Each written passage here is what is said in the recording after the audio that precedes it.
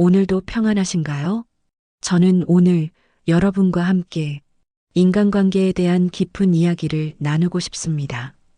살아오신 세월 속에서 인간관계만큼 우리를 지치게 하고 또 때로는 살려주기도 하는 것이 없지 않습니까? 60평생, 70평생을 살아오시면서 수많은 사람들을 만나셨을 겁니다. 어릴 적 친구들, 직장 동료들, 이웃들, 그리고 무엇보다 가장 가까운 가족들, 함께 웃고, 함께 울고, 때로는 서로에게 상처를 주기도 하고 받기도 하면서 말이죠. 어떤 분은 이렇게 말씀하십니다. 나이가 들수록 사람이 더 그립다고요. 또 어떤 분은 정반대로 말씀하십니다. 나이가 들수록 사람이 더 힘들다고요. 두 말씀 모두 진실입니다. 그만큼 인간관계라는 것이 우리 인생에서 가장 복잡하고 가장 중요한 영역이기 때문입니다. 특히 60대를 넘기시면서 많은 분들이 이런 고민을 하십니다. 왜 자식들은 내 마음을 몰라줄까? 평생 친하게 지냈던 친구가 왜 이제는 서먹해졌을까? 형제자매 간에도 왜 이렇게 갈등이 생기는 걸까? 배우자와는 왜 나이가 들수록 더 멀어지는 기분일까? 이런 질문들 앞에서 우리는 종종 혼란스럽고 상처받고 외로움을 느낍니다. 내가 뭘 잘못했나? 내가 부족한 건가? 나만 이런 건가 하는 자책까지 하게 되지요. 오늘 제가 여러분께 소개해드릴 사람은 아르투어 쇼펜하우어라는 독일의 철학자입니다. 이름이 좀 어렵죠? 하지만 걱정하지 마십시오. 오늘은 어려운 철학 이야기를 하려는 게 아닙니다. 쇼펜하우어는 19세기를 살았던 사람이지만 그가 남긴 인간관계에 대한 통찰은 마치 오늘날 우리의 삶을 들여다본 것처럼 정확하고 날카롭습니다.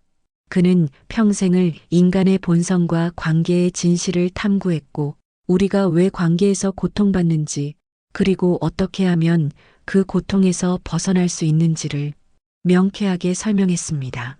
쇼펜하우어가 위대한 이유는 그가 인간관계를 미화하지 않았다는 점입니다.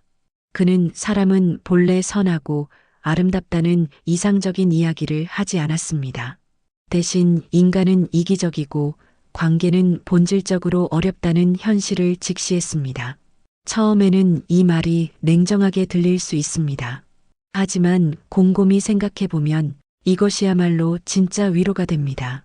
왜냐하면 관계가 힘든 건 당연한 것이라는 걸 알게 되면 우리는 스스로를 덜 자책하게 되고 상대방에 대한 기대를 내려놓게 되고 그래서 결국 더 평화로워지기 때문입니다.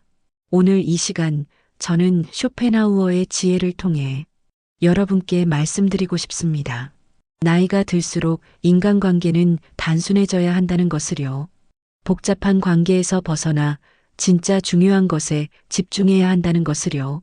그리고 무엇보다 타인이 아닌 나 자신과의 관계가 가장 중요하다는 것을요. 자, 그럼 이제 시작해 볼까요?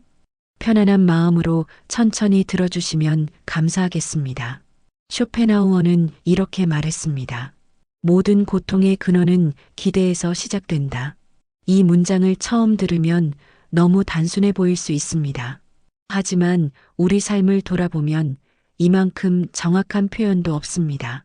우리가 인간관계에서 느끼는 고통의 대부분은 상대방이 우리의 기대를 충족시키지 못할 때 발생합니다.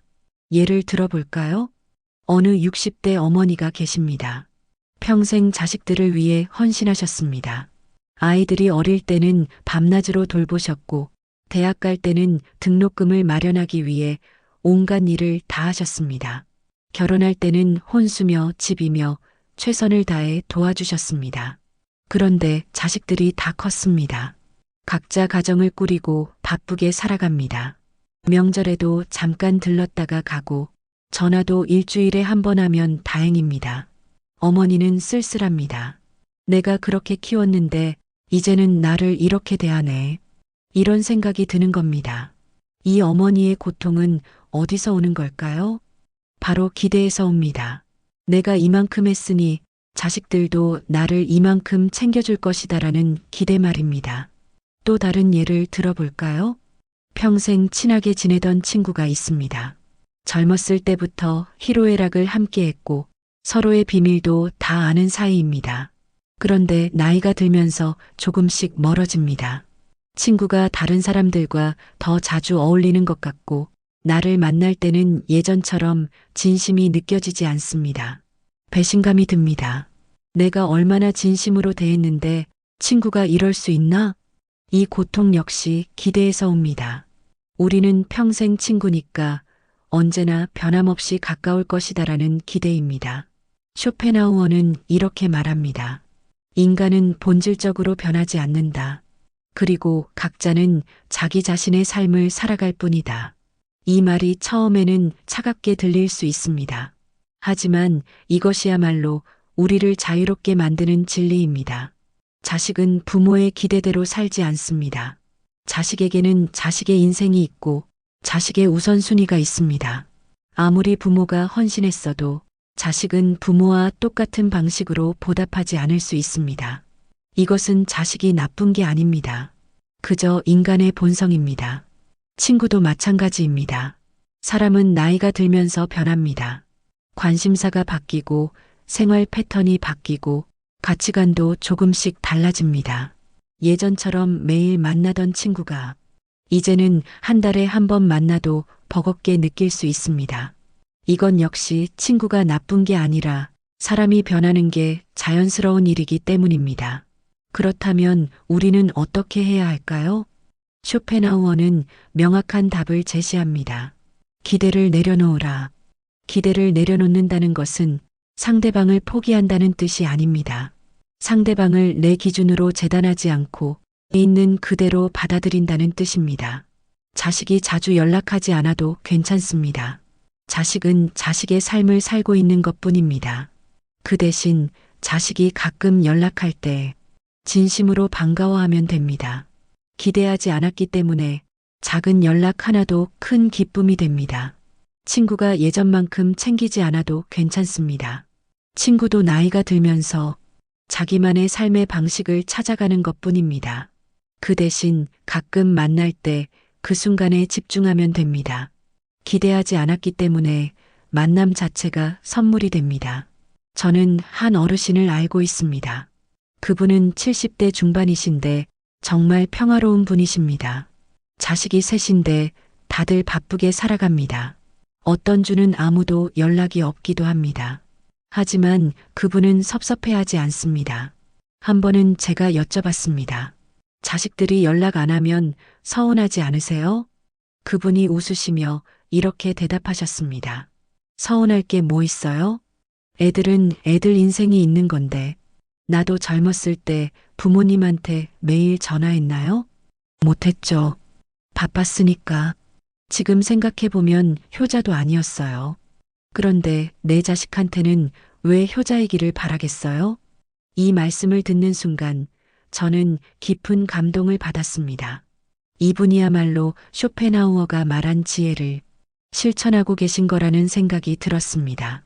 기대를 내려놓으면 관계는 훨씬 가벼워집니다. 상대방에게 해야 한다를 강요하지 않으니 상대방도 편안해집니다. 그리고 신기하게도 그렇게 편안해진 관계가 오히려 더 오래갑니다. 쇼펜하우어는 또 이렇게 말했습니다. 타인을 바꾸려는 시도는 모두 실패로 끝난다. 우리는 종종 상대방을 고치려고 합니다. 왜 그렇게 행동하니? 이렇게 해야지. 내 말 좀 들어봐. 내가 더 인생 경험이 많잖아. 이런 식으로 말입니다. 특히 나이가 들면 우리는 경험이 많다는 이유로 자식들에게, 손자, 손녀들에게, 심지어 배우자에게도 이래라 저래라 하게 됩니다. 하지만 이것이 관계를 망치는 가장 빠른 방법입니다. 사람은 바뀌지 않습니다. 아니, 정확히 말하면 남이 바꾸려고 해서 바뀌는 경우는 거의 없습니다. 사람은 오직 스스로 깨달을 때만 변합니다. 그렇다면 우리가 할 수 있는 일은 무엇일까요? 바로 받아들이는 것입니다. 자식이 내 뜻대로 살지 않아도 그것이 자식의 선택입니다. 배우자가 내 기준에 맞지 않아도 그것이 배우자의 성격입니다. 친구가 내 방식대로 행동하지 않아도 그것이 친구의 개성입니다. 받아들인다는 것은 동의한다는 뜻이 아닙니다. 그저 그럴 수 있다고 인정하는 것입니다. 그리고 내가 바꿀 수 없는 것에 에너지를 쓰지 않는 것입니다. 여기서 한 가지 중요한 질문이 생깁니다. 그럼 그냥 모든 걸 참고 살라는 건가요? 아닙니다. 받아들인다는 것과 참는다는 것은 다릅니다. 참는다는 것은 속으로는 화가 나고 억울한데 겉으로만 참는 것입니다. 이것은 건강하지 않습니다. 언젠가는 폭발하게 되어 있습니다. 받아들인다는 것은 근본적으로 생각을 바꾸는 것입니다. 이 사람은 원래 이런 사람이구나. 이것이 이 사람의 본성이구나. 나와 다른 사람이구나. 이렇게 인정하는 것입니다. 그러면 화가 나지 않습니다. 억울하지도 않습니다. 그냥 그렇구나 하고 넘어가게 됩니다. 자, 이제 실천 지혜 5가지를 말씀드리겠습니다. 첫째, 아침에 일어나면 이렇게 말해보세요. 오늘 만나는 사람들에게 나는 아무것도 기대하지 않겠다. 이 한 문장만으로도 하루가 훨씬 편안해집니다. 둘째, 누군가에게 서운함을 느낄 때 이렇게 자문해 보세요. 나는 무엇을 기대했는가? 그 기대가 합리적인가? 대부분의 경우 우리의 기대는 우리가 만들어낸 것이지 상대방이 약속한 것이 아닙니다. 셋째, 상대방을 바꾸려는 충동이 생길 때 잠시 멈추세요. 그리고 이렇게 생각해 보세요. 내가 이 사람의 인생을 책임질 수 있는가? 대답이 아니오라면 바꾸려는 시도를 멈추세요. 넷째, 작은 것에 감사하는 연습을 하세요. 자식이 일주일에 한 번 전화했다면 고작 한 번밖에 안 하네 대신 일주일에 한 번이나 생각해 주는구나 라고 생각해 보세요. 관점이 바뀌면 감정도 바뀝니다. 다섯째, 스스로에게 이렇게 말해 주세요. 나는 타인의 행동을 통제할 수 없다. 하지만 나의 반응은 통제할 수 있다. 우리가 바꿀 수 있는 것은 오직 우리 자신뿐입니다. 쇼펜하우어의 말처럼 기대를 내려놓을 때 비로소 평화가 찾아옵니다. 이것은 체념이 아니라 지혜입니다. 나이가 들수록 우리에게 필요한 것은 더 많은 관계가 아니라 더 평화로운 마음입니다. 그리고 그 평화는 타인이 내 뜻대로 해줄 때가 아니라 내가 타인에게 아무것도 요구하지 않을 때 찾아옵니다. 쇼펜하우어는 평생 고독을 예찬한 철학자였습니다. 그는 이렇게 말했습니다. 사람은 혼자 있을 때 가장 자유롭고 함께 있을 때 가장 불안하다. 이 말을 처음 들으면 이상하게 느껴질 수 있습니다. 우리는 평생 사람은 함께 살아야 한다. 혼자 있으면 외롭다. 많은 사람과 어울려야 행복하다는 말을 들어왔으니까요. 하지만 솔직하게 자신에게 물어보십시오. 사람들과 함께 있을 때 정말 편안하신가요? 아니면 피곤하신가요? 60대가 되면 많은 분들이 이런 경험을 하십니다. 친구들을 만나고 돌아오면 기분이 좋은 게 아니라 지쳐 있습니다. 가족 모임을 하고 나면 즐거운 게 아니라 허탈합니다. 사람들 속에 있었는데도 마음은 외롭습니다. 왜 그럴까요? 쇼펜하우어는 정확히 이 현상을 설명합니다. 사람들은 함께 있을 때 가면을 쓴다. 진짜 자기 모습을 숨기고 상대방이 원하는 모습을 연기한다. 그래서 피곤한 것이다. 생각해 보십시오. 사람들과 만날 때 우리는 얼마나 많은 것을 신경 쓰나요? 이렇게 말하면 기분 나빠하지 않을까? 저렇게 행동하면 이상하게 보이지 않을까? 내가 너무 조용하면 재미없는 사람으로 보이지 않을까? 내 이야기만 하면 자기 중심적으로 보이지 않을까? 이런 생각들이 끊임없이 머릿속을 스칩니다. 그래서 우리는 진짜 하고 싶은 말 대신 해도 되는 말을 합니다. 진짜 느끼는 감정 대신 보여도 되는 감정을 표현합니다. 이것이 바로 피로의 원인입니다. 한 가지 예를 들어보겠습니다. 어느 60대 남성분이 계십니다. 젊었을 때부터 친하게 지내던 동창 모임이 있습니다. 한 달에 한 번씩 만나서 식사하고 차 마시고 이야기를 나눕니다. 표면적으로는 즐거운 모임입니다. 하지만 이 남성분의 속마음은 다릅니다. 모임에 가면 항상 똑같은 이야기가 반복됩니다. 누구는 자식 자랑, 누구는 손자 자랑, 누구는 과거의 영광 이야기. 자기 이야기만 하고 남의 이야기는 듣지 않습니다. 이분은 가끔 다른 이야기를 꺼내보려고 합니다. 최근에 읽은 책 이야기라든지 요즘 생각하는 것들이라든지. 하지만 아무도 관심을 보이지 않습니다. 그래서 이분도 결국 적당히 웃고 적당히 맞장구 치고 적당히 자기 이야기도 조금 하다가 헤어집니다. 집에 돌아오면 이상하게 공허합니다. 3시간 동안 사람들과 함께 있었는데 진짜 나를 꺼내 보이지는 못했습니다. 이것이 바로 쇼펜하우어가 말한 군중 속의 고독입니다. 군중 속의 고독. 이 말을 꼭 기억하시기 바랍니다. 많은 사람들이 외로움을 두려워합니다. 그래서 계속 사람들을 만납니다. 모임에 나가고 친구를 만나고 가족을 챙깁니다. 그런데 신기하게도 사람을 만나면 만날수록 더 외롭습니다. 왜냐하면 그 만남들이 진짜 연결이 아니기 때문입니다. 진짜 연결이란 무엇일까요? 진짜 연결은 내가 가면을 벗어도 괜찮은 관계입니다. 내 약한 모습을 보여도, 내 슬픈 이야기를 해도, 내 이상한 생각을 말해도 받아들여지는 관계입니다. 그런 관계가 있다면 단 한 사람과의 만남도 충분합니다. 반대로 겉으로만 웃고 겉으로만 좋은 척해야 하는 관계라면 아무리 많은 사람을 만나도 외롭습니다. 이것이 군중 속의 고독입니다. 쇼펜하우어는 이렇게 말합니다. 고독과 외로움은 다르다. 외로움은 사람이 필요한데 없을 때 느끼는 고통입니다. 고독은 스스로 선택한 혼자만의 시간입니다. 외로움은 괴롭지만 고독은 평화롭습니다. 나이가 들면 우리는 고독을 두려워할 필요가 없습니다. 오히려 고독을 즐길 줄 알아야 합니다. 왜냐하면 고독한 시간이야말로 우리가 진짜 나 자신과 만나는 시간이기 때문입니다. 혼자 있을 때 우리는 비로소 솔직해집니다. 누구에게 보여줄 필요도 없고 누구에게 인정받을 필요도 없습니다. 그냥 나로 존재하면 됩니다.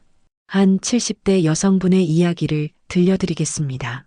이분은 남편이 돌아가신 후 혼자 사십니다. 자식들은 자주 오라고 하지만 이분은 혼자 사는 것이 더 편하다고 하십니다. 처음에는 외로웠습니다.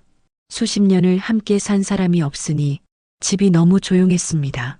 하지만 시간이 지나면서 이분은 혼자 있는 시간의 아름다움을 발견했습니다. 아침에 일어나서 아무도 챙길 필요 없이 천천히 커피를 마십니다. 오후에는 책을 읽거나 산책을 합니다. 저녁에는 좋아하는 음악을 들으며 창밖을 바라봅니다. 이분은 말합니다. 혼자 있으면 내 마음소리가 들려요. 사람들과 함께 있을 때는 남의 목소리만 들리는데 혼자 있으면 내가 진짜 뭘 원하는지 알게 돼요. 이것이 바로 고독의 선물입니다.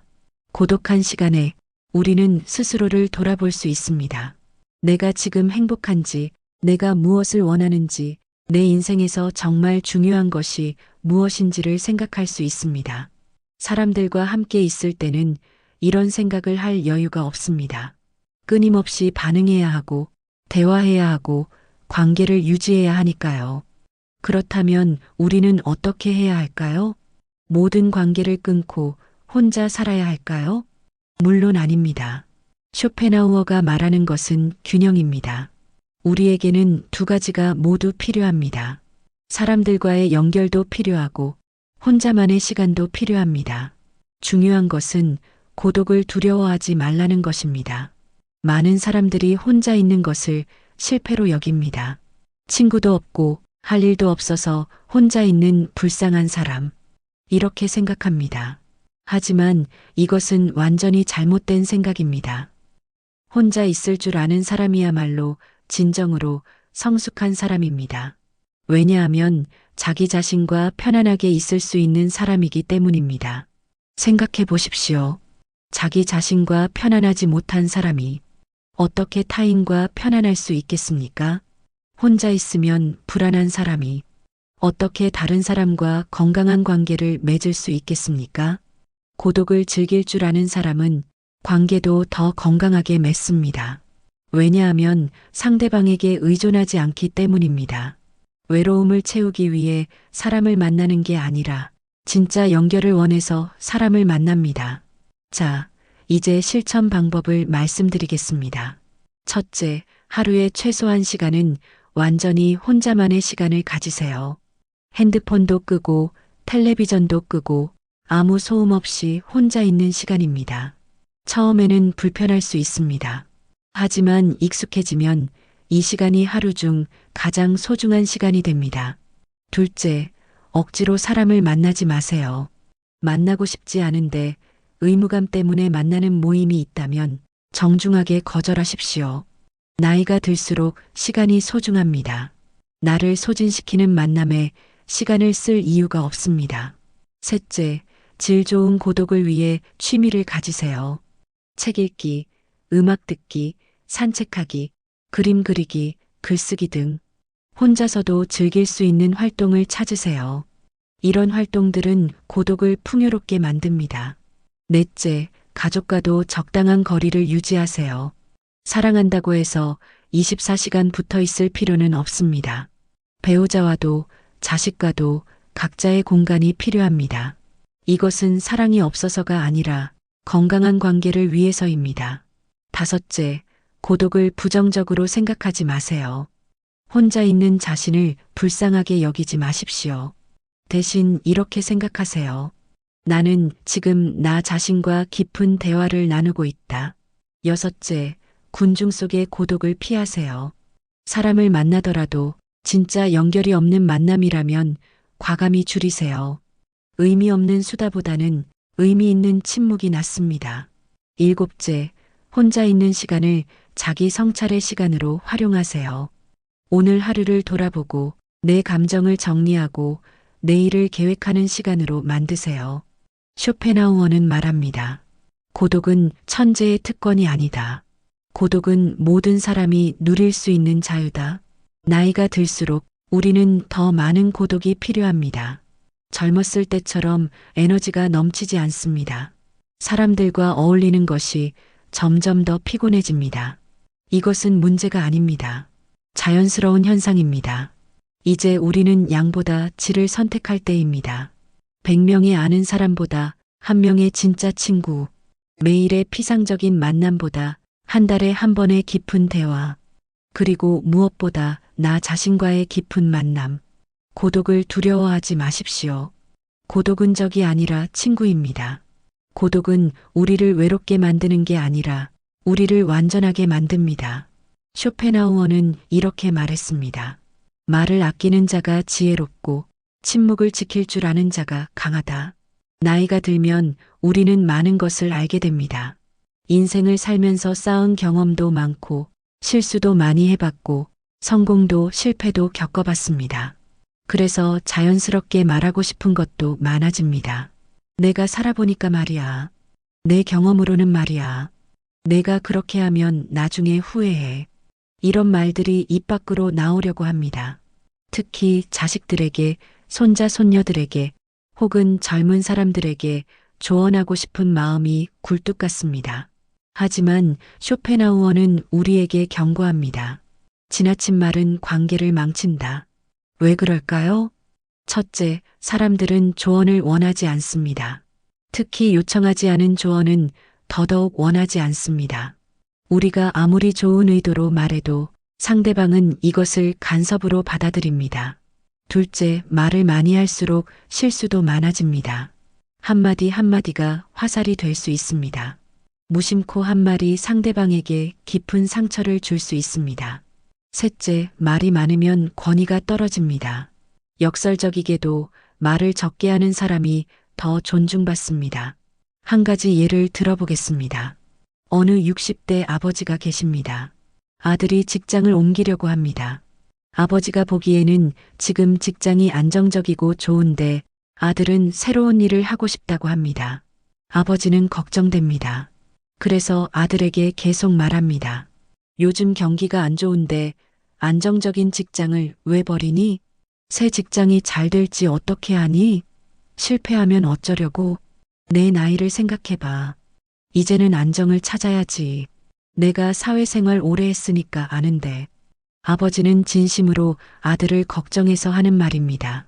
하지만 아들은 어떻게 받아들일까요? 아버지는 날 믿지 않아. 내 판단을 존중하지 않아. 나를 아직도 어린애 취급해. 결국 둘 사이는 멀어집니다. 아버지는 섭섭합니다. 내가 내 걱정해서 한 말인데. 하지만 아들도 답답합니다. 내 인생인데 왜 간섭해? 이런 상황에서 쇼펜하우어는 무엇을 권할까요? 침묵입니다. 만약 아버지가 침묵을 선택했다면 어땠을까요? 아버지, 저 직장을 옮기려고 해요. 그래, 많이 고민했겠구나. 네, 새로운 도전을 하고 싶어서요. 내가 결정한 거라면 아버지는 믿는다. 힘들면 언제든 얘기해. 이렇게만 말하고 끝낸다면 아들은 어떤 기분이 들까요? 존중받는다고 느낄 것입니다. 그리고 오히려 아버지의 말을 더 귀담아 듣게 될 것입니다. 침묵은 때로 가장 강력한 사랑의 표현입니다. 쇼펜하우어는 또 이렇게 말합니다. 말은 은이지만 침묵은 금이다. 우리는 평생 말을 배워왔습니다. 학교에서, 직장에서, 사회에서 말을 잘하는 것이 중요하다고 배웠습니다. 하지만 아무도 침묵하는 법은 가르쳐 주지 않았습니다. 나이가 들면 이제는 침묵을 배울 때입니다. 침묵에는 여러 종류가 있습니다. 지혜로운 침묵이 있습니다. 말해봤자 소용없다는 것을 알 때의 침묵입니다. 상대방이 들을 준비가 안 되어 있을 때 말을 아끼는 것입니다. 존중의 침묵이 있습니다. 상대방의 선택을 인정할 때의 침묵입니다. 내 생각과 다르더라도 상대방의 판단을 믿어주는 것입니다. 사랑의 침묵이 있습니다. 상대방의 실수를 알지만 그것을 지적하지 않는 침묵입니다. 왜냐하면 지적하는 것이 도움이 되지 않는다는 것을 알기 때문입니다. 평화의 침묵이 있습니다. 논쟁을 피할 때의 침묵입니다. 이기고 지는 것이 중요하지 않다는 것을 알 때의 침묵입니다. 60대 이후의 삶에서 이런 침묵들은 매우 중요합니다. 부부관계를 생각해 봅시다. 수십 년을 함께 산 배우자입니다. 상대방의 모든 것을 다 알고 있습니다. 습관도, 단점도, 고치지 못하는 버릇도. 젊었을 때는 이것들을 하나하나 지적했을 겁니다. 왜 맨날 그래? 내가 몇 번을 말했어? 하지만 나이가 들면 깨닫습니다. 사람은 안 바뀐다는 것을요. 그럴 때 필요한 것이 침묵입니다. 배우자가 똑같은 실수를 해도 지적하지 않습니다. 그냥 조용히 옆에서 도와줍니다. 혹은 그냥 내버려둡니다. 이것이 지혜입니다. 말을 하지 않는 것이 무시하는 것처럼 느껴질 수 있습니다. 하지만 사실은 정반대입니다. 침묵은 가장 깊은 이해입니다. 내가 그렇구나. 괜찮아. 나는 이미 다 알고 있고 그럼에도 불구하고 너와 함께 있어. 이것이 침묵이 전하는 메시지입니다. 친구 관계도 마찬가지입니다. 나이가 들면 친구들도 각자의 고집이 생깁니다. 세상을 바라보는 시각도 조금씩 달라집니다. 어떤 친구는 보수적이 되고 어떤 친구는 진보적이 됩니다. 이때 우리는 선택해야 합니다. 친구를 설득하려고 할 것인가 아니면 침묵할 것인가. 쇼펜하우어는 말합니다. 논쟁은 관계를 파괴한다. 특히 가치관에 대한 논쟁은 더더욱. 친구가 나와 다른 정치적 견해를 가졌다고 해서 우리의 우정이 끝나야 할까요? 친구가 나와 다른 종교를 믿는다고 해서 서로를 존중할 수 없을까요? 침묵은 이런 차이를 뛰어넘게 해줍니다. 우리는 이 부분에 대해서는 생각이 다르구나. 그래도 괜찮아. 우리는 여전히 친구야. 하지만 여기서 중요한 질문이 생깁니다. 그럼 항상 침묵해야 하나요? 말해야 할 때도 있지 않나요? 물론입니다. 쇼펜하우어도 무조건적인 침묵을 권하지 않았습니다. 그가 말하는 것은 지혜로운 침묵입니다. 그렇다면 언제 침묵하고 언제 말해야 할까요? 침묵해야 할 때, 상대방이 듣고 싶어 하지 않을 때, 내 말이 상황을 개선하지 못할 때, 감정적으로 흥분했을 때, 상대방의 자존심을 건드릴 수 있을 때, 나의 조언이 요청되지 않았을 때, 논쟁이 서로를 멀어지게 만들 때, 말해야 할 때, 침묵이 동의로 오해될 수 있을 때, 상대방이 위험에 처했을 때, 진실을 말하지 않으면 더 큰 문제가 생길 때, 상대방이 진심으로 조언을 구할 때, 사랑을 표현해야 할 때, 감사를 전해야 할 때, 핵심은 구별입니다. 언제 입을 열고 언제 입을 닫을지를 아는 지혜입니다. 쇼펜하우어는 이렇게 말합니다. 현명한 사람은 말하기 전에 3번 생각한다. 이 말이 진실인가? 이 말이 필요한가? 이 말이 친절한가? 이 3가지 질문을 스스로에게 해보십시오. 3가지 모두 예일 때만 말하십시오. 하나라도 아니오라면 침묵하십시오. 자, 이제 실천 방법을 말씀드리겠습니다. 첫째, 말하고 싶은 충동이 생길 때 10초를 기다리세요. 그 10초 동안 이렇게 자문하십시오. 이 말이 정말 필요한가? 대부분의 경우 10초가 지나면 말하고 싶은 마음이 사라집니다. 둘째, 하루에 한 번은 의도적으로 침묵하는 연습을 하세요. 누군가와 대화할 때 내 의견을 말하고 싶어도 참고 듣기만 하십시오. 이것이 경청의 기술입니다. 셋째, 비판하고 싶을 때는 칭찬으로 바꿔보세요. 왜 그렇게 해? 라고 말하는 대신 침묵하거나 내가 열심히 하는 것 같구나 라고 말해보세요. 넷째, 답을 주려고 하지 말고 그냥 들어주세요. 누군가가 고민을 이야기할 때 해결책을 제시하고 싶은 유혹이 듭니다. 하지만 대부분의 경우 상대방은 답이 아니라 공감을 원합니다. 다섯째, 표정으로 말하는 법을 배우세요. 말 대신 미소로, 말 대신 고개 끄덕임으로, 말 대신 따뜻한 눈빛으로 소통하십시오. 여섯째, 말을 아끼되 사랑의 표현은 아끼지 마세요. 사랑한다, 고맙다, 미안하다 같은 말은 자주 하십시오. 이런 말은 아무리 많이 해도 좋습니다. 일곱째, 침묵을 불편해하지 마세요. 대화 중 침묵이 흐를 때 급하게 말로 채우려고 하지 마세요. 침묵도 대화의 일부입니다. 쇼펜하우어의 말처럼 침묵은 가장 강력한 방어입니다. 상처받지 않으려면, 불필요한 갈등을 피하려면, 관계를 지키려면 우리는 침묵하는 법을 배워야 합니다. 말이 칼이 될 수 있다면 침묵은 방패입니다. 말이 불씨가 될 수 있다면 침묵은 물입니다. 말이 독이 될 수 있다면 침묵은 치료제입니다.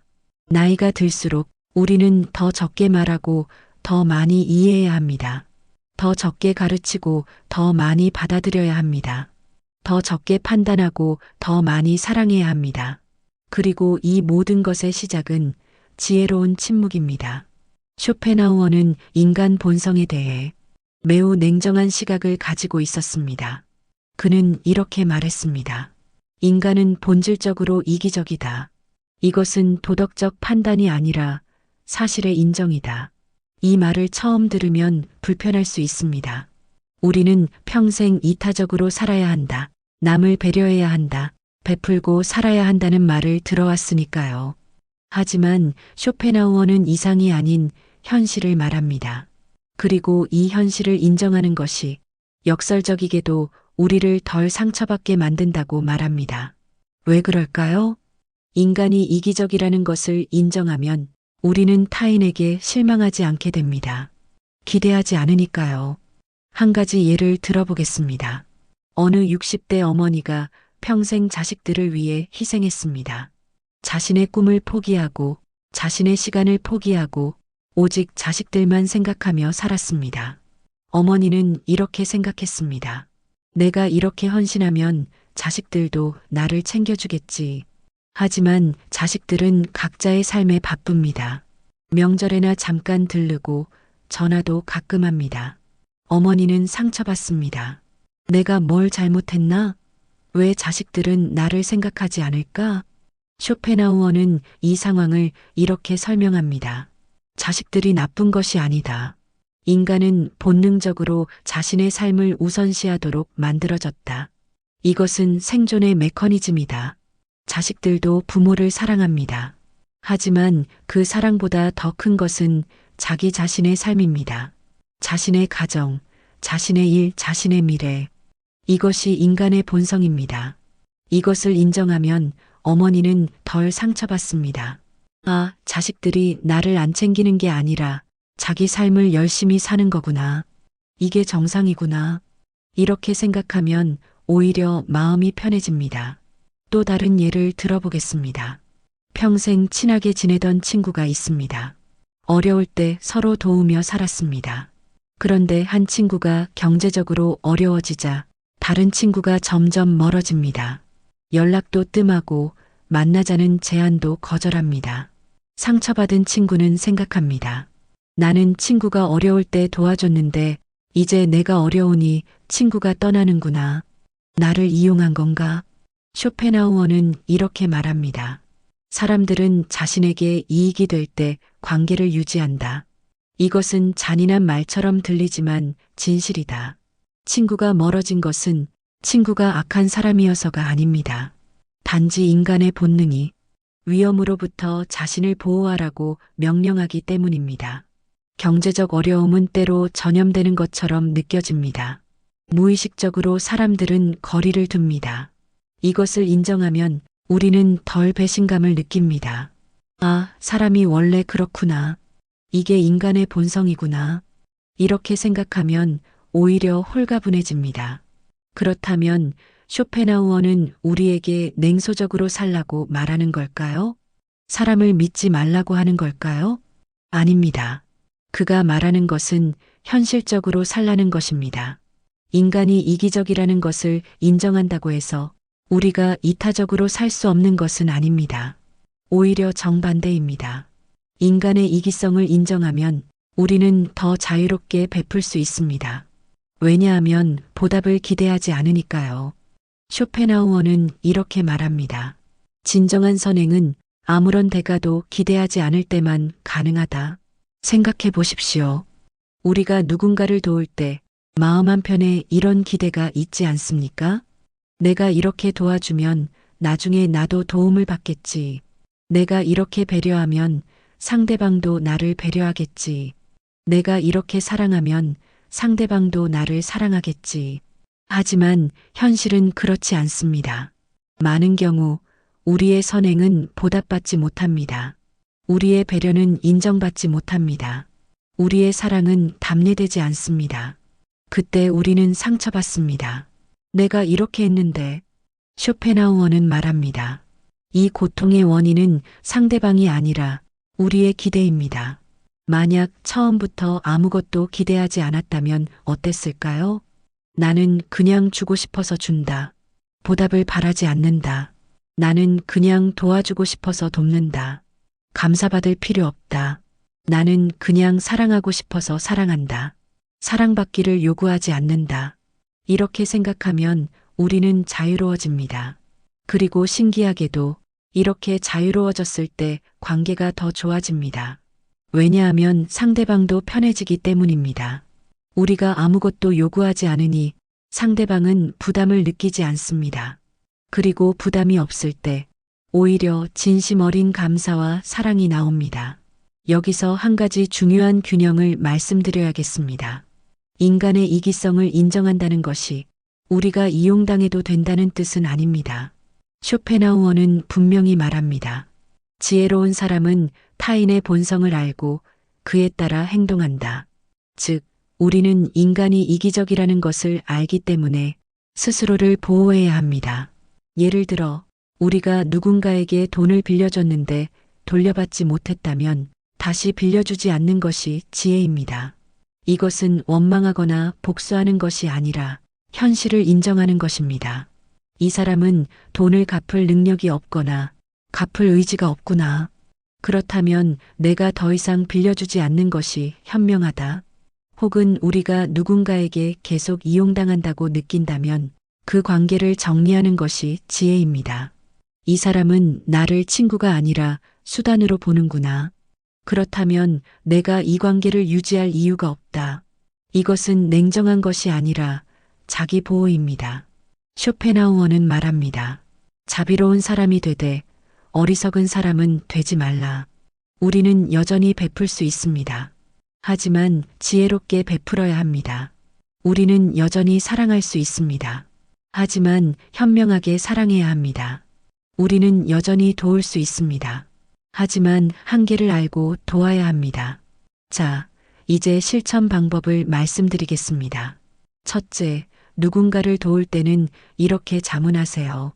나는 이 사람이 보답하지 않아도 괜찮은가? 답이 예일 때만 도우세요.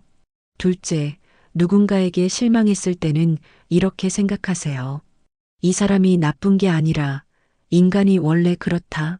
이렇게 생각하면 분노가 줄어듭니다. 셋째, 관계에서 균형을 유지하세요. 항상 내가 주기만 하는 관계는 건강하지 않습니다. 때로는 받는 것도 중요합니다. 넷째, 경계선을 명확히 하세요. 여기까지는 도와줄 수 있지만 여기서부터는 안 된다. 이런 선을 명확히 그으세요. 다섯째, 타인의 이기심을 개인적으로 받아들이지 마세요. 누군가가 나를 우선순위로 두지 않는다고 해서 그것이 나에 대한 공격은 아닙니다. 여섯째, 나 자신의 이기심도 인정하세요. 우리도 이기적입니다. 이것을 인정하면 타인의 이기심도 더 쉽게 받아들일 수 있습니다. 일곱째, 진정한 관대함을 실천하세요. 보답을 바라지 않고 주되 나 자신을 해치지 않는 선에서 주세요. 쇼펜하우어의 말처럼 인간은 본능적으로 이기적입니다. 이것은 비관주의가 아니라 현실주의입니다. 이 현실을 인정할 때 우리는 역설적이게도 더 평화로워집니다. 왜냐하면 우리는 더 이상 타인이 변하기를 기다리지 않기 때문입니다. 우리가 통제할 수 있는 것은 오직 우리 자신뿐입니다. 타인이 우리를 어떻게 대할지는 통제할 수 없습니다. 그렇다면 우리가 할 수 있는 최선은 타인의 본성을 있는 그대로 받아들이고 그 안에서 우리 자신의 평화를 찾는 것입니다. 상처받지 않는 비결은 사람들이 완벽하기를 기대하지 않는 것입니다. 행복한 관계의 비결은 주되 대가를 바라지 않는 것입니다.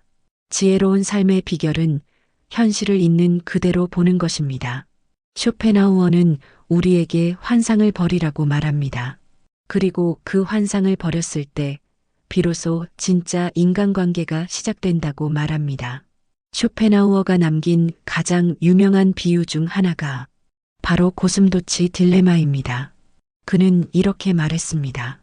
추운 겨울날 고슴도치들이 추위를 피하려고 서로 가까이 모였다. 그런데 가까이 다가가니 서로의 가시에 찔려 아팠다. 그래서 멀어졌다.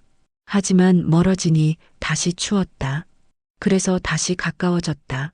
이렇게 반복하다가 마침내 고슴도치들은 서로에게 상처 주지도 않고 추위도 느끼지 않는 적절한 거리를 찾아냈다. 이 비유는 인간관계의 본질을 완벽하게 설명합니다. 우리는 모두 고슴도치입니다. 혼자서는 외롭고 함께 있으면 상처받습니다. 그래서 평생 적절한 거리를 찾아 헤맵니다. 60대가 되면 이 거리 조절이 더욱 중요해집니다. 왜냐하면 에너지가 예전만 못하고 참을성도 줄어들고 무엇보다 이제는 평화가 더 소중하기 때문입니다. 먼저 자식과의 거리에 대해 이야기해 보겠습니다. 많은 부모님들이 자식들과의 적절한 거리를 찾지 못해 고민하십니다. 너무 가까우면 갈등이 생기고 너무 멀면 외롭습니다. 한 어머니의 이야기입니다. 아들 내외가 집 근처로 이사를 왔습니다. 어머니는 기뻤습니다. 자주 볼 수 있겠다고 생각했죠. 처음 몇 달은 좋았습니다. 매일 들러서 반찬도 나눠주고 손자도 돌봐주고 함께 식사도 했습니다. 하지만 시간이 지나면서 문제가 생겼습니다. 어머니는 아들 내외의 집안일에 하나하나 의견을 냅니다. 방을 이렇게 쓰는 게 좋겠다. 아이를 이렇게 키워야 한다. 돈을 이렇게 쓰면 안 된다. 좋은 의도였지만 아들 내외는 숨이 막혔습니다. 며느리는 시어머니가 너무 자주 오는 것이 부담스러웠지만 말하지 못했습니다. 아들은 어머니와 아내 사이에서 힘들었습니다. 결국 작은 다툼이 생겼고 관계가 서먹해졌습니다. 어머니는 서운했습니다. 나는 도와주려고 했는데 이것이 바로 너무 가까워서 생기는 상처입니다. 쇼펜하우어는 말합니다. 사랑한다고 해서 경계선이 없어지는 것은 아니다. 자식과 부모 사이에도 경계선이 필요합니다. 자식에게는 자식의 공간이 있고 부모에게는 부모의 공간이 있습니다. 이 경계선을 존중할 때 관계가 건강해집니다. 그렇다면 적절한 거리는 어떻게 찾을까요? 쇼펜하우어는 이렇게 조언합니다. 상대방이 편안함을 느끼는 거리가 적절한 거리다. 자식이 매일 만나는 것을 부담스러워한다면 일주일에 한 번으로 줄이세요. 자식이 조언을 원하지 않는다면 조언하지 마세요. 자식이 혼자 해결하고 싶어 한다면 지켜봐 주세요. 이것은 사랑이 없어서가 아니라 사랑하기 때문에 하는 것입니다. 다음은 배우자와의 거리입니다. 부부는 하나다라는 말이 있습니다. 아름다운 말이지만 때로는 위험한 말이기도 합니다. 수십 년을 함께 산 부부라도 각자의 공간이 필요합니다. 한 부부의 이야기입니다. 남편이 은퇴했습니다. 이제 온종일 집에 있습니다. 아내는 평생 집안일을 하면서도 자기만의 리듬이 있었습니다. 오전에는 집안일, 오후에는 친구 만남, 저녁에는 TV 시청. 하지만 남편이 은퇴하면서 이 리듬이 깨졌습니다. 남편은 심심하니까 아내에게 계속 말을 겁니다. 뭐하니? 어디 가니? 저녁은 뭐 먹지? 아내는 답답합니다. 남편은 섭섭합니다. 우리가 부부인데 왜 함께 있는 게 싫은 거야? 이것은 사랑의 문제가 아니라 거리의 문제입니다. 쇼펜하우어는 말합니다. 진정한 친밀함은 함께 있을 때도 각자의 공간을 존중하는 것이다. 부부라도 각자의 취미가 있어야 합니다. 각자의 친구가 있어야 합니다.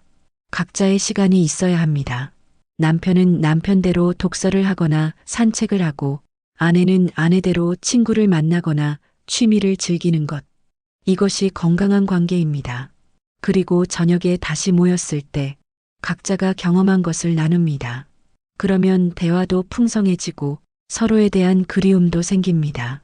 친구 관계도 마찬가지입니다. 젊었을 때는 친구와 거의 매일 만났을 수 있습니다. 하지만 나이가 들면 매일 만나는 것이 부담이 됩니다. 한 분의 이야기입니다. 평생 친한 친구가 있었습니다. 60대가 되면서 이 친구가 거의 매일 전화를 합니다. 오늘 뭐해? 나와서 차 한잔하자. 처음에는 좋았습니다. 하지만 점점 부담이 되기 시작했습니다. 이분은 혼자만의 시간도 필요하고 다른 사람들도 만나고 싶고 그냥 집에서 쉬고 싶을 때도 있었습니다. 하지만 친구의 전화를 거절하면 서운해할까봐 계속 만났습니다. 결국 이분은 지쳐서 친구의 전화를 피하기 시작했습니다. 관계가 어색해졌습니다. 이건 역시 거리의 문제입니다. 쇼펜하우어는 말합니다. 좋은 관계는 서로의 독립성을 존중하는 관계다. 진짜 친구는 매일 만나지 않아도 괜찮은 사람입니다. 한 달에 한 번 만나도 만났을 때 진심으로 반갑고 편안한 사람입니다. 반대로 매일 만나야만 유지되는 관계는 건강하지 않습니다. 그것은 의존입니다. 그렇다면 적절한 거리는 어떻게 정할까요? 쇼펜하우어는 실용적인 조언을 합니다. 관계의 빈도가 아니라 질에 집중하라. 자식을 매일 보는 것보다 일주일에 한 번 보더라도 그 시간을 깊이 있게 보내는 것이 낫습니다. 배우자와 24시간 붙어 있는 것보다 각자의 시간을 갖고 저녁에 함께 차를 마시며 이야기하는 것이 낫습니다. 친구를 매일 만나는 것보다 한 달에 한 번 만나더라도 진심으로 대화하는 것이 낫습니다. 여기서 중요한 것은 거리를 두는 것이 사랑이 없어서가 아니다라는 것을 이해하는 것입니다. 오히려 정반대입니다. 적절한 거리를 유지하는 것이야말로 진정한 사랑의 표현입니다. 왜냐하면 그것은 상대방의 공간을 존중한다는 의미이기 때문입니다. 자, 이제 구체적인 거리 조절의 기술 7가지를 말씀드리겠습니다. 첫째, 만남의 빈도를 줄이되 만남의 질을 높이세요. 자주 만나되 겉으로만 만나는 것보다 가끔 만나되 깊이 있게 만나는 것이 낫습니다. 둘째, 정기적인 만남을 정하세요. 매주 일요일에 저녁 식사 같은 정기적 약속이 있으면 그 외의 시간은 각자 편하게 지낼 수 있습니다. 셋째, 아니오라고 말하는 연습을 하세요. 만나자는 제안을 거절할 수 있어야 합니다. 오늘은 좀 쉬고 싶어. 다음에 만나자라고 말해도 괜찮습니다. 넷째, 혼자만의 공간을 확보하세요. 집안에서도 각자의 방이나 공간이 있어야 합니다. 부부라도 부모 자식이라도 마찬가지입니다. 다섯째, 상대방의 신호를 읽으세요. 상대방이 피곤해 보이거나 혼자 있고 싶어 하는 것 같으면 물러나세요. 무리하게 함께 있으려고 하지 마세요. 여섯째, 연락의 빈도도 조절하세요. 매일 전화하거나 문자할 필요는 없습니다. 가끔 연락하되 그 연락이 의미 있는 것이면 됩니다. 일곱째, 거리를 두는 것을 서운해하지 마세요. 자식이 자주 연락하지 않아도, 친구가 자주 만나자고 하지 않아도 이것이 사랑이 식은 것은 아닙니다. 그저 각자의 삶을 살고 있는 것뿐입니다. 쇼펜하우어의 고슴도치 딜레마는 인간관계의 영원한 과제입니다. 우리는 평생 이 적절한 거리를 찾아갑니다. 때로는 너무 가까워서 상처받고, 때로는 너무 멀어서 외로워하면서요. 하지만 나이가 들면 우리는 이 거리를 점점 더 잘 찾을 수 있게 됩니다. 경험이 쌓이고 지혜가 생기고 무엇보다 평화가 얼마나 소중한지를 알게 되니까요. 가장 좋은 관계는 가까이 있어도 편하고 멀리 있어도 편한 관계입니다. 가까이 있을 때는 서로를 존중하고 멀리 있을 때는 서로를 그리워하는 관계입니다. 이것이 바로 쇼펜하우어가 말한 고슴도치들이 찾아낸 적절한 거리입니다. 쇼펜하우어는 인간관계의 최고 경지에 대해 이렇게 말했습니다. 진정한 자유는 타인에게 아무것도 바라지 않을 때 온다.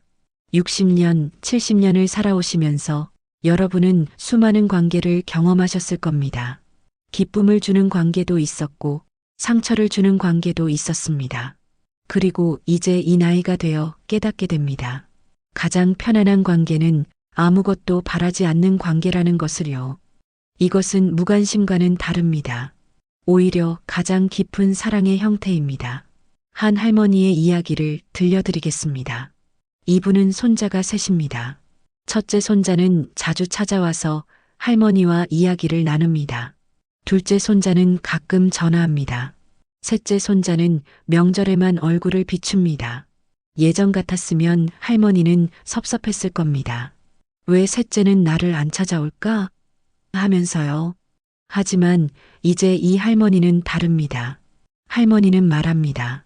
첫째는 첫째의 방식으로, 둘째는 둘째의 방식으로, 셋째는 셋째의 방식으로 나를 사랑하는 거예요.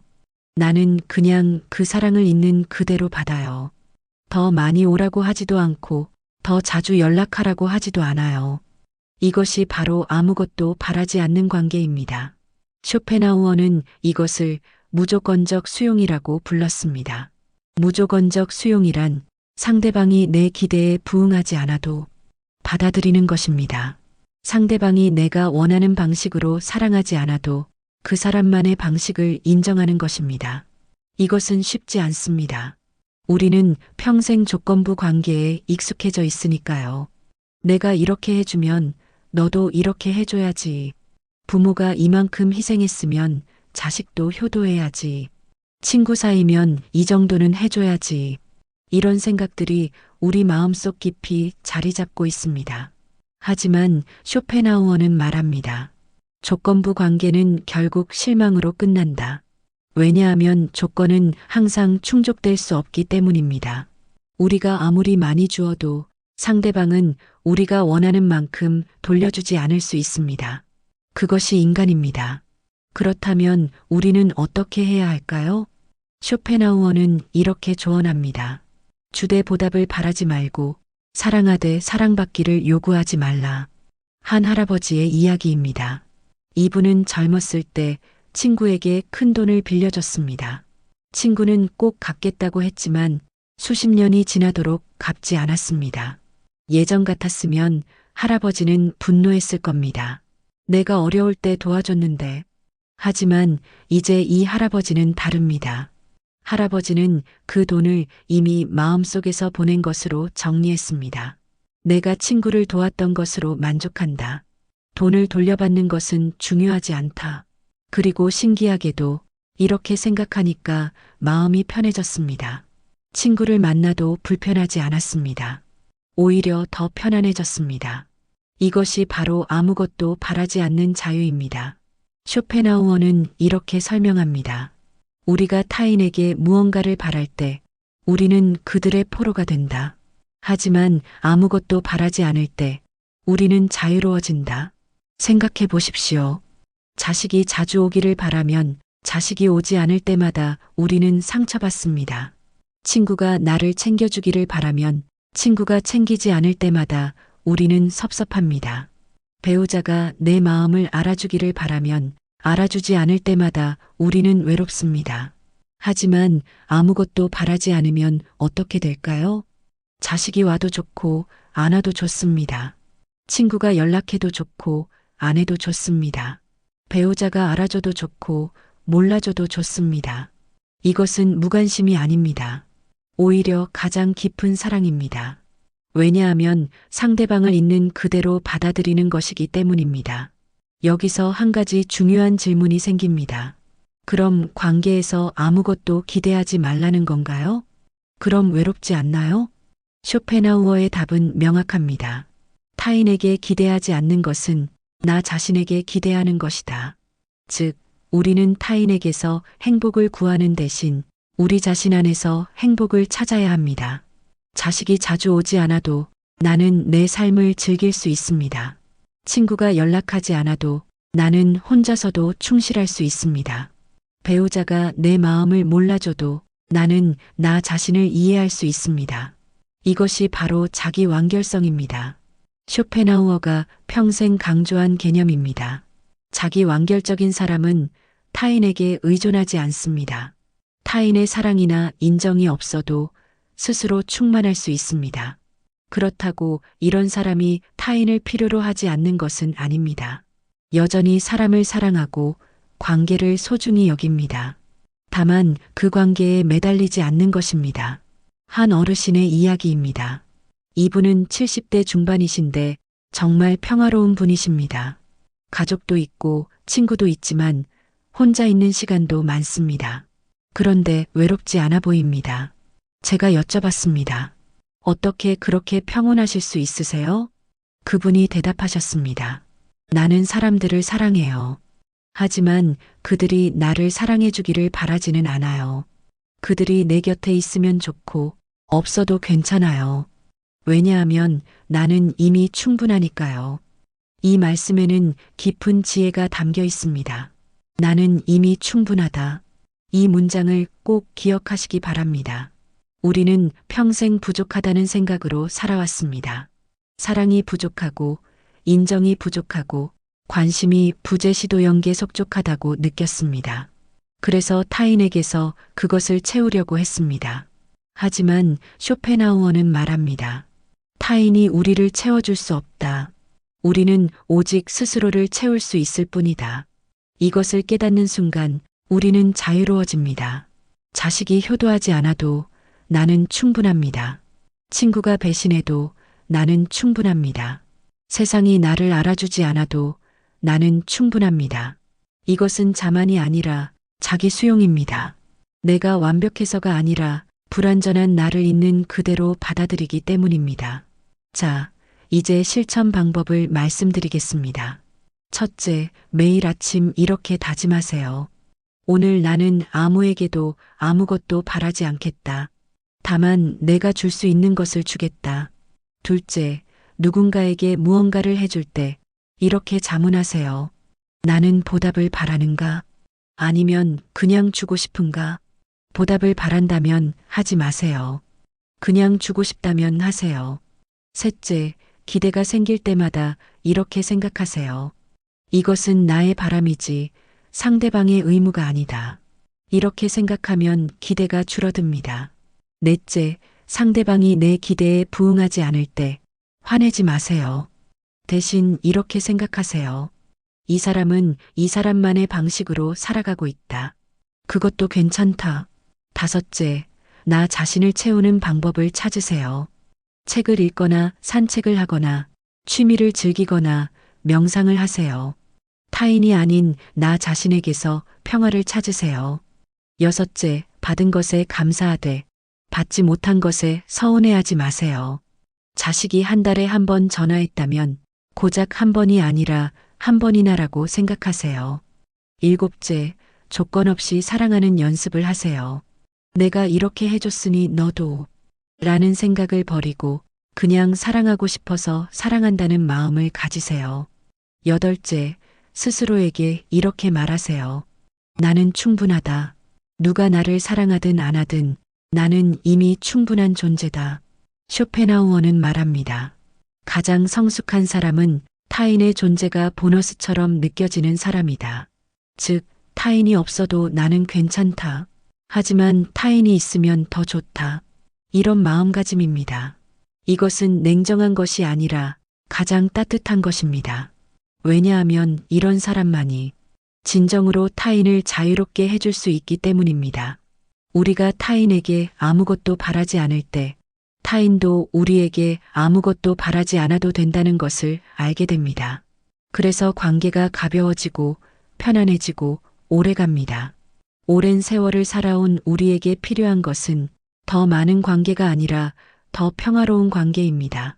그리고 그 평화는 우리가 아무것도 바라지 않을 때 찾아옵니다. 쇼펜하우어의 말처럼 진정한 자유는 타인에게 아무것도 바라지 않을 때 옵니다. 그리고 그 자유 속에서 우리는 비로소 진정한 사랑을 경험하게 됩니다. 조건 없는 사랑, 기대 없는 관계, 요구 없는 연결. 이것이야말로 나이가 들수록 우리가 추구해야 할 인간관계의 최고 경지입니다. 쇼펜하우어 철학의 핵심은 결국 이것입니다. 인생의 끝에서 우리와 함께 있는 사람은 오직 우리 자신뿐이다. 이 말이 처음에는 외롭게 들릴 수 있습니다. 하지만 이것은 슬픈 진실이 아니라 해방의 진실입니다. 60년, 70년을 살아오시면서 여러분은 많은 사람들을 만나고 헤어지셨을 겁니다. 어릴 적 친구들은 이제 어디 있는지도 모릅니다. 직장 동료들과는 퇴직 후 연락이 끊겼습니다. 심지어 가족들도 각자의 삶을 살아갑니다. 자식들은 자식들의 가정이 있고 형제자매들도 각자의 인생이 있습니다. 그리고 언젠가 우리와 가장 오래 함께했던 배우자마저 떠날 수도 있습니다. 혹은 우리가 먼저 떠날 수도 있습니다. 결국 남는 것은 무엇일까요? 나 자신입니다. 쇼펜하우어는 이것을 비관적으로 말하지 않았습니다. 오히려 이렇게 말했습니다. 나 자신과 평화롭게 지낼 수 있는 사람만이 진정으로 행복할 수 있다. 생각해 보십시오. 우리는 누구와 가장 오랜 시간을 보냅니까? 바로 나 자신입니다. 우리는 누구와 가장 많은 대화를 나눕니까? 바로 나 자신입니다. 우리는 누구의 생각을 가장 자주 듣습니까? 바로 나 자신의 생각입니다. 그런데 아이러니하게도 우리는 평생 타인과의 관계에만 집중하고 나 자신과의 관계는 소홀히 합니다. 타인을 기쁘게 하려고 노력하면서 정작 나 자신을 기쁘게 하는 법은 배우지 못했습니다. 타인에게 친절하려고 애쓰면서 정작 나 자신에게는 가혹합니다. 타인을 이해하려고 노력하면서 정작 나 자신은 이해하지 못합니다. 쇼펜하우어는 우리에게 묻습니다. 당신은 당신 자신과 친구입니까? 이 질문을 스스로에게 해보십시오. 나는 나 자신과 친구인가? 나는 나 자신과 편안한가? 나는 나 자신을 좋아하는가? 많은 분들이 이 질문에 선뜻 예라고 대답하지 못합니다. 어떤 분은 자신의 과거를 후회합니다. 그때 그렇게 하지 말았어야 했는데, 어떤 분은 자신의 현재를 자책합니다. 나는 왜 이렇게 부족한가? 어떤 분은 자신의 미래를 불안해합니다. 앞으로 어떻게 살아가나? 이런 분들은 자기 자신과 전쟁을 하고 있는 것입니다. 그리고 이 전쟁은 우리를 지치게 만듭니다.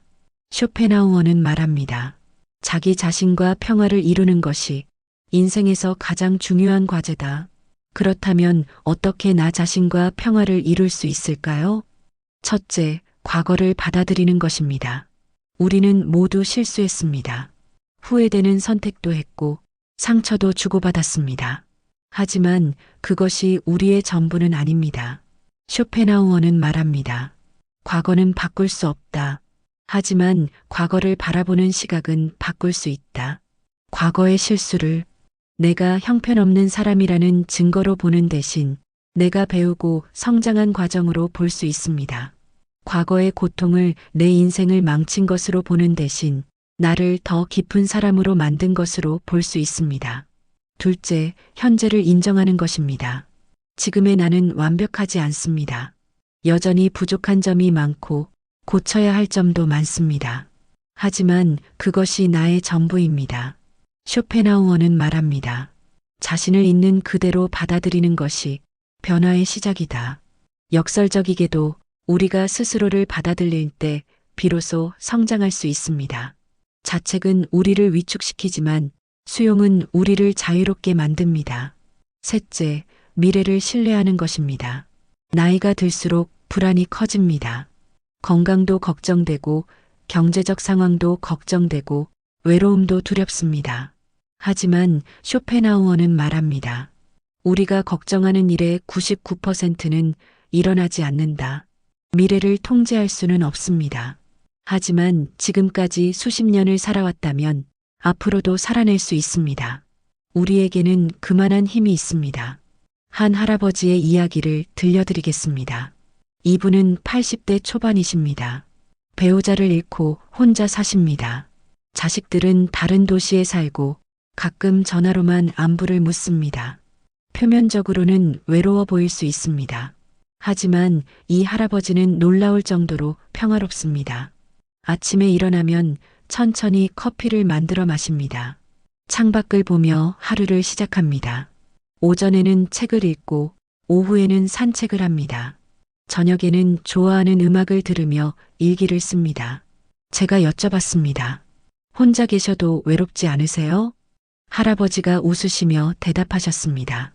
외롭지 않아요. 나는 나와 함께 있으니까요.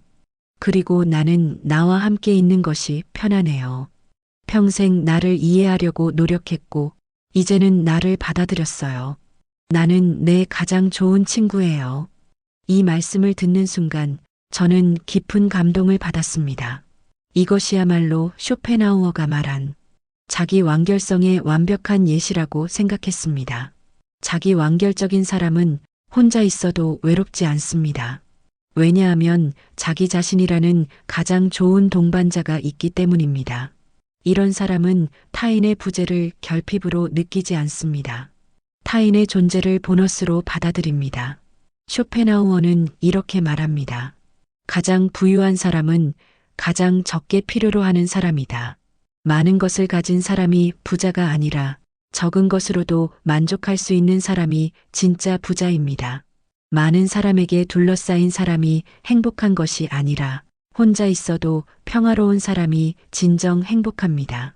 그렇다면 어떻게 나 자신과 좋은 관계를 맺을 수 있을까요? 첫째, 나와 대화하는 시간을 가지세요. 하루에 10분이라도 조용히 앉아서 나 자신에게 물어보세요. 오늘 나는 어땠니? 무엇이 기뻤니? 무엇이 힘들었니? 이렇게 나와 대화하는 것이 명상입니다. 둘째, 나를 칭찬하는 연습을 하세요. 우리는 평생 스스로를 비판했습니다. 이제는 칭찬할 때입니다. 오늘 나는 잘했다. 나는 충분히 노력했다. 나는 괜찮은 사람이다. 셋째, 나만의 의식을 만드세요. 매일 아침 마시는 커피, 매일 저녁 듣는 음악, 매주 하는 산책. 이런 작은 의식들이 나와의 관계를 돈독하게 만듭니다. 넷째, 나의 과거에 감사하세요. 힘들었던 순간들도, 실수했던 순간들도 모두 지금의 나를 만든 소중한 경험입니다. 다섯째, 나의 현재를 인정하세요. 완벽하지 않아도 괜찮습니다. 부족해도 괜찮습니다. 지금의 나도 충분히 가치 있습니다. 여섯째, 나의 미래를 신뢰하세요. 지금까지 잘 살아왔다면 앞으로도 잘 살아갈 수 있습니다. 나를 믿으세요. 일곱째, 나에게 관대하세요. 타인에게 베푸는 친절을 나 자신에게도 베푸세요. 타인을 용서하듯 나 자신도 용서하세요. 쇼펜하우어는 말합니다. 인생의 의미는 타인에게서 찾는 것이 아니라 자기 자신에게서 찾는 것이다.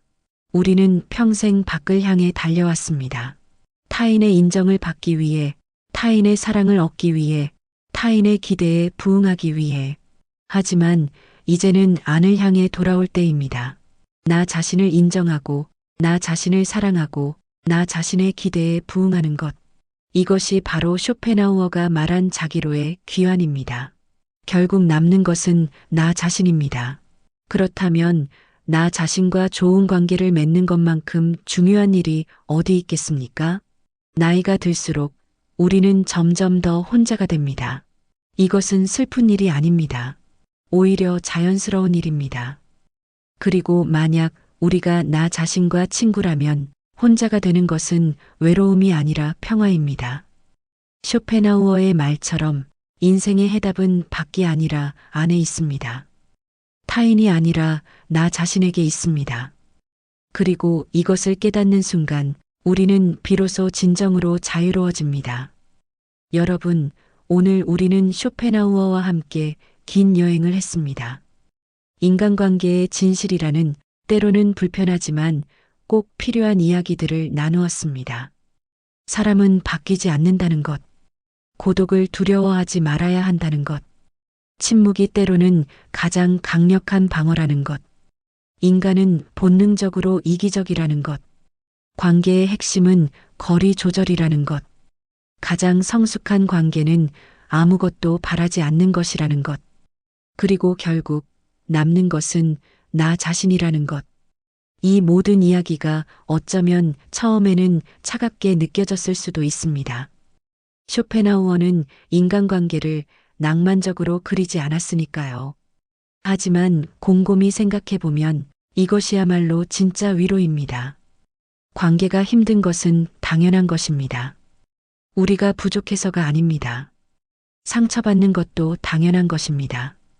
우리가 잘못해서가 아닙니다. 외로운 것도 당연한 것입니다. 우리가 실패해서가 아닙니다. 이것이 인간의 본성이고 관계의 본질입니다. 그리고 이것을 인정할 때 우리는 비로소 평화를 찾을 수 있습니다. 60년, 70년을 살아오시면서 여러분은 정말 많은 것을 겪으셨습니다. 기쁨도 슬픔도 성공도 실패도 사랑도 이별도 경험하셨습니다. 그리고 이제 이 나이가 되어 여러분은 알고 계십니다. 삶에서 정말 중요한 것이 무엇인지를요. 관계에서 정말 필요한 것이 무엇인지를요. 행복이 어디에서 오는지를요. 쇼펜하우어는 우리에게 이렇게 말합니다. 관계를 잘하는 사람보다 상처받지 않는 사람이 더 지혜로운 사람이다. 많은 사람을 만나는 것보다 좋은 사람과 깊이 만나는 것이 중요합니다. 자주 만나는 것보다 편안하게 만나는 것이 중요합니다. 타인에게 사랑받는 것보다 나 자신을 사랑하는 것이 중요합니다. 나이가 들수록 우리에게 필요한 것은 단순함입니다. 복잡한 관계를 정리하고 진짜 중요한 사람에게 집중하는 것, 의미 없는 만남을 줄이고 나 자신과의 시간을 늘리는 것, 타인의 기대에서 벗어나 나 자신의 평화를 찾는 것. 쇼펜하우어의 말처럼 우리 인생의 평화는 타인을 고치려는 마음을 내려놓을 때 찾아옵니다. 자식을 바꾸려고 하지 마세요. 있는 그대로 받아들이세요. 배우자를 바꾸려고 하지 마세요. 있는 그대로 사랑하세요. 친구를 바꾸려고 하지 마세요. 있는 그대로 존중하세요. 그리고 무엇보다 나 자신을 바꾸려고 하지 마세요. 있는 그대로 받아들이세요. 완벽하지 않아도 괜찮습니다. 부족해도 괜찮습니다. 외로워도 괜찮습니다. 이 모든 것이 인간의 자연스러운 모습입니다. 여러분, 오늘 이 이야기를 들으시고 어떤 생각이 드셨나요? 혹시 마음 한편이 편안해지셨나요? 혹시 그동안의 고민이 조금 가벼워지셨나요? 혹시 앞으로 어떻게 살아가야 할지 조금 보이시나요? 쇼펜하우어의 지혜는 어렵지 않습니다. 기대를 내려놓으세요. 고독을 받아들이세요. 침묵을 배우세요. 현실을 인정하세요. 거리를 조절하세요. 조건 없이 사랑하세요. 그리고 나 자신과 친구가 되세요. 이것이 전부입니다. 이 단순한 진리들이 여러분의 남은 인생을 더 평화롭게 만들어줄 것입니다. 인간관계는 평생의 숙제입니다. 완벽하게 해결할 수 있는 문제가 아닙니다. 하지만 지혜롭게 대처할 수는 있습니다. 덜 상처받을 수는 있습니다. 더 평화로울 수는 있습니다. 그리고 그것이면 충분합니다. 쇼펜하우어는 말합니다. 행복은 크게 웃는 것이 아니라 조용히 미소 짓는 것이다. 요란한 관계보다 잔잔한 관계, 많은 사람보다 좋은 사람, 빈번한 만남보다 깊은 연결. 이것이 나이 들수록 우리가 추구해야 할 관계의 모습입니다. 그리고 무엇보다 타인과의 관계보다 나 자신과의 관계, 외부의 소음보다 내면의 평화. 쇼펜하우어의 말처럼 진정한 자유는 타인에게 아무것도 바라지 않을 때 옵니다. 진정한 평화는 나 자신을 받아들일 때 옵니다. 진정한 행복은 지금 이 순간 있는 그대로의 삶을 긍정할 때 옵니다. 여러분, 오늘 하루도 수고 많으셨습니다.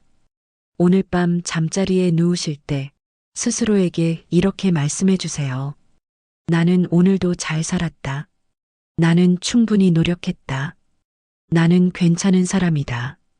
그리고 내일 아침 일어나실 때 스스로에게 이렇게 다짐해 주세요. 오늘 나는 타인에게 아무것도 기대하지 않겠다. 나는 나 자신과 평화롭게 지내겠다. 이것만으로도 충분합니다. 쇼펜하우어와 함께한 오늘의 여행이 여러분의 마음에 작은 평화를 가져다 주었기를 바랍니다.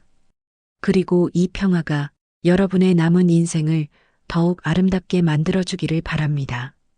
여러분, 고맙습니다. 그리고 기억하세요. 관계의 해답은 밖이 아니라 안에 있습니다. 타인이 아니라 나 자신에게 있습니다. 미래가 아니라 지금 이 순간에 있습니다. 오늘 하루 쇼펜하우어의 지혜로 여러분의 삶의 여유와 평안이 함께하길 바라봅니다. 감사합니다.